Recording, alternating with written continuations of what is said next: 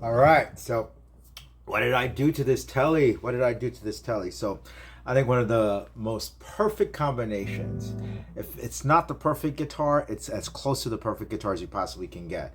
One, you start off with the Telecaster. You typically start off with a perfectly good Telecaster. In this case, this is a custom shop 60s Telecaster. That's why it started off with the nice bound, sides and all this other vintage stuff that was on there. At some point when I got this, I actually changed the single coil pickups and put Lindy Fraylins, and I actually made the selector a 4-way selector.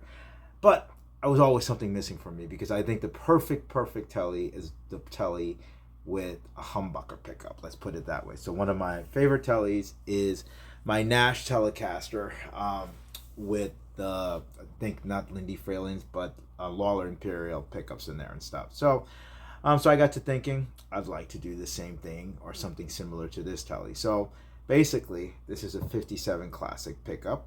And it's getting a fat jazz tone, and it got a fat jazz tone to begin with, to be honest with you. So this was, why did I choose a 57 classic pickup? Well, I thought about a couple of different pickup combinations. So by combinations, I mean neck pickups, because I really never even mix the bridge and the neck pickups or anything like that. So the pickups I thought about was, again, putting another Lawler Imperial. I like Seth Lovers. I have him in my Lombardozzi. I love Seymour Duncan 59s, so I have that. I've had that in a couple of things.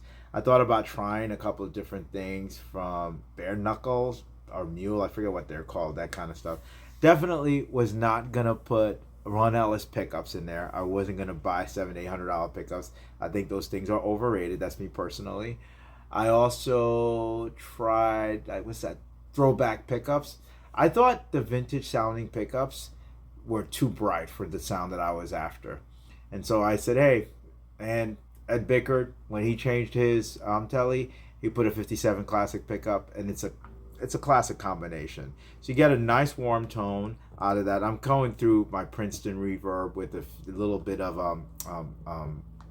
not delay. What do you call that thing? Reverb, of course. It's a Princeton reverb, and this is actually strung with not flat wounds, but string joy 11 to 46 or 48. I forgot. So I had a set of those on there, so I told my luthier to put them on. So I probably will end up changing them at some point to my Tomastic flat wounds, but it's getting a fat sound out of this thing.